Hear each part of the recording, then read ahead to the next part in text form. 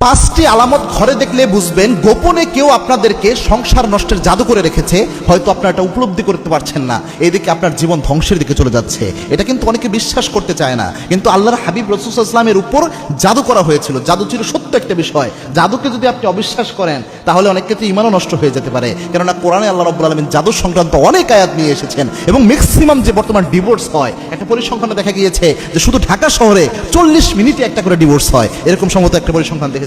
কত মারাত্মক, চিন্তা করতে পেরেছেন? এই ডিভোর্সগুলো অনেক ক্ষেত্রে বর্তমান ব্ল্যাক ম্যাজিকের কারণে অনেক জায়গায় রয়েছে। এটা মারাত্মক বিষয়। এজন্য জাদু সত্য একটা বিষয়। এবং কি আল্লাহর হাবিবের উপর জাদু করা হয়েছিল। লাবিব বিন আসাম আল্লাহর হাবিবের উপর জাদু করেছিলেন। জাদুর প্রভাবে আল্লাহর হাবিব ইসলাম প্রায় সময় অনেক কিছু ভুলে যেতেন। নামাজের মধ্যে আল্লাহর হাবিব সাল্লাল্লাহু আলাইহি ওয়াসাল্লাম সূরা পড়তে যেতেন, অনেক সময় পেচ লেগে যেত। আবার আল্লাহর হাবিব সাল্লাল্লাহু আলাইহি ওয়াসাল্লাম অসুস্থ হয়ে থাকতেন। প্রায় সময় জিবরিল আমিন আল্লাহর হাবিবের কাছে এসে বলেছেন, ইয়া রাসূলুল্লাহ, একজন ইহুদি আপনার উপর জাদু করেছে। তখন সূরা ফালাক এবং নাস আল্লাহ নাজিল করলেন। এই সূরাগুলোর বরকতে আল্লাহ রাব্বুল আলামিন রাসূলকে জাদু থেকে উদ্ধার করে দিলেন। সুবহানাল্লাহ। 11টা কিট মেরেছিল, 11টা আয়াত আল্লাহ নাজিল করলেন। 11 আয়াতের বরকতে আল্লাহ রাব্বুল আলামিন জাদু নষ্ট করে দিলেন। সূরা ফালাক নাসের তাফসীর যদি আপনি দেখেন, তাফসীর ইবনে কাসিরে আল্লামা ইমাদউদ্দিন ইবনে কাসির রাহিমাহুল্লাহ চমৎকারভাবে বিষয়টি তুলে ধরেছেন। সুতরাং বোঝা যাচ্ছে জাদু সত্য একটা জিনিস।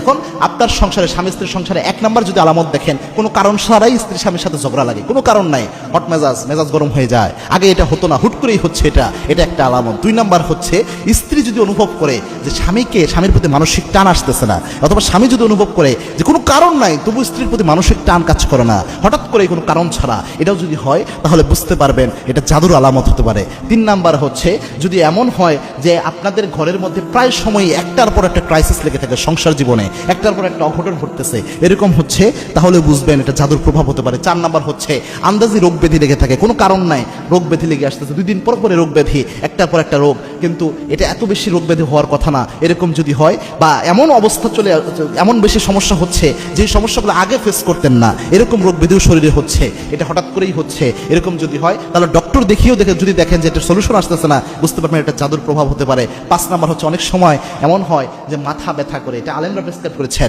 আন্দাজি মাথা ব্যথা, শরীর ব্যথা করতেছে, আপনি ডক্টরের কাছে যাচ্ছেন, পুরো মাথা পরীক্ষা করে শেষ, শরীর পরীক্ষা করছেন, কিন্তু কোনো সমস্যা ধরা পড়ে না, ডক্টরও বুঝতে পারতেছে না যে কি এমন হয়েছে। এই যে ব্যথা করা, পেট ব্যথা, মাথা ব্যথা এবং শরীরের বিভিন্ন জায়গায় ব্যথা, এই ব্যথা অনেক সময় জাদুর প্রভাবে হয়, এটা আলেমরা প্রেসক্রাইব করেন। এবং বর্তমান মেডিকেল সায়েন্স অনেক সময় অনেকের ক্ষেত্রে আমি দেখেছি যে অনেকে বলছে যে ডক্টরের কাছে গিয়েছি, কোনো রোগ নাই এটার, তো তার অনেক ক্ষেত্রে দেখা গিয়েছে তার উপর জাদু নষ্টের যে রুকিয়াগুলো ছিল, জাদু নষ্টের কোরআনিক আমল তার উপর অ্যাপ্লাই করার কারণে তার জাদু নষ্ট হয়ে তার মাথা ব্যথা ভালো হয়ে গেছে, পেট ব্যথা ভালো হয়ে গেছে, এমন শত কেস আমার জানা আছে। সুতরাং এই জিনিসগুলো যদি আপনারা আপনাদের জীবনে ফেস করেন, রাসূলের সুন্নতি আমলের আশ্রয় নেবেন, কোনো কবিরাজের কাছে যাবেন না। কবিরাজের কাছে যদি আপনি যান, আপনাকে বলবে 1001 টাকা দাও অথবা 10,001 টাকা দাও, এরপরে যেটা করবে আপনাকে অমুক জায়গার পানি, অমুক জায়গার এগুলো আনতে বলবে, এটা দিয়ে আপনার ইমানও খাবে, টাকাও খাবে।